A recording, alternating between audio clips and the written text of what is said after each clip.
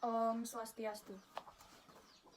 Perkenalkan, nama saya Nikade Olga Fitria, nomor absen 17 dari kelas 12 IPS 1. Pada kesempatan kali ini, saya akan mempresentasikan mengenai ragam material atau bahan baku yang ada di lingkungan sekitar dan teknik-teknik pembuatan kerajinan. Baik, saya akan mulai dari ragam material atau bahan baku yang tersedia di lingkungan sekitar. Yang pertama ada bambu. Bambu merupakan jenis tumbuhan yang bisa digunakan sebagai benda kerajinan yang sangat digemari oleh masyarakat. Maka tidak jarang banyak pengrajin yang memanfaatkan bambu sebagai benda kerajinan dan kemudian mereka jual. Adapun kelebihan dari bambu yaitu batangnya yang lentur menyebabkan bambu tidak mudah patah ketika dibuat kerajinan. Bambu juga sangat mudah ditemukan di lingkungan sekitar saya. Contoh kerajinan yang bisa dibuat dengan bahan baku bambu adalah yang pertama ada lampu hias, kemudian yang kedua ada air mancur dari bambu, dan yang ketiga ada tas anyaman dari bambu. Kemudian material yang kedua ada batok kelapa. Kerajinan dari batok kelapa ini sangatlah banyak peminatnya. Selain bahan yang mudah dicari, kerajinan dari bahan ini juga sangat cocok dijadikan hiasan di dalam ruangan. Selain cocok untuk dijadikan hiasan, batok kelapa juga mempunyai nilai ergonomis atau nilai pakai. Tempurung kelapa mempunyai beberapa manfaat yang dapat digunakan di samping sebagai hiasan dalam ruangan maupun luar ruangan. Contoh-contoh kerajinan dari batok kelapa adalah yang pertama ada tas tradisional dari batok kelapa, kemudian ada mangkok dari batok kelapa, dan ada gantungan kunci dari batok kelapa. Material yang ketiga ada kayu. Kayu merupakan salah satu benda yang dapat dijadikan benda kerajinan.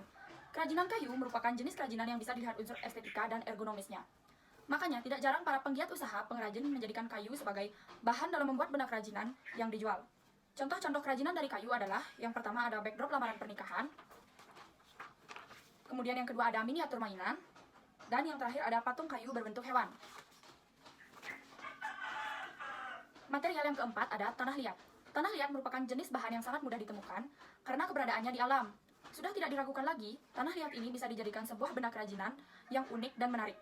Kerajinan dari tanah liat ini juga sangat digemari oleh masyarakat, baik lokal maupun mancanegara.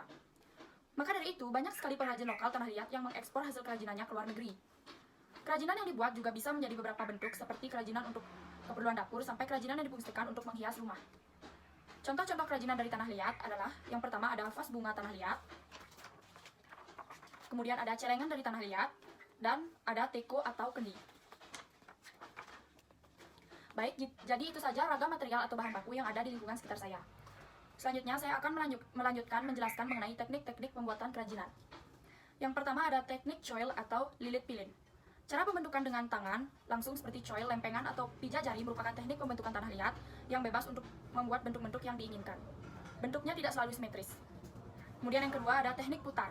Teknik pembentukan menggunakan alat putar bisa menghasilkan banyak bentuk yang simetris, mulai dari bulat atau silindris, dan bervariasi. Perajin keramik tradisional umumnya menggunakan alat putar kaki atau kick wheel.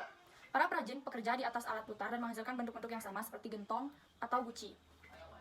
Kemudian yang ketiga ada teknik cetak. Ada dua teknik pembentukan karya kerajinan dari bahan lunak, yaitu sekali cetak atau Chair Verdu dan cetak berulang. Bahan cetakan yang dipakai ialah gips. Seperti untuk cetakan berongga, cetakan padat, cetakan jigger maupun cetakan untuk dekorasi tempel. Cara ini digunakan pada pabrik-pabrik keramik dengan produksi massal seperti alat-alat rumah tangga. Kemudian yang keempat ada teknik menganyam. Dapat digunakan untuk pembuatan karya kerajinan dari bahan lunak dengan karakteristik tertentu.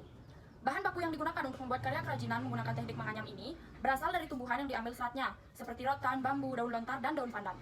Kemudian yang kelima ada teknik menenun. Pada dasarnya hampir sama dengan teknik menganyam. Perbedaannya hanya pada alat yang digunakan. Untuk anyaman, kita hanya cukup melakukannya dengan tangan atau manual dan hampir tanpa menggunakan alat bantu apapun. Sedangkan pada kerajinan menenun kita menggunakan alat bantu, sedangkan pada kerajinan menenun kita menggunakan alat yang disebut lungsin dan pakan. Kemudian yang keenam ada membordir. Bordir merupakan hiasan dari benang pada kain. Istilah lain hampir sama dengan bordir adalah sulam. Kemudian yang terakhir ada teknik mengukir. Merupakan kegiatan menggores, memahat, dan menoreh pola pada permukaan benda yang diukir. Pada umumnya teknik mengukir diterapkan pada kayu, namun teknik ini dapat pula diterapkan pada bahan lunak lain seperti sabun dan lilin. Baik, jadi itu saja yang dapat saya sampaikan pada kesempatan kali ini. Apabila ada kesalahan pengucapan kata-kata, saya mohon maaf yang sebesar-besarnya. Sekian dan terima kasih. Om Santi Santi Santi Om.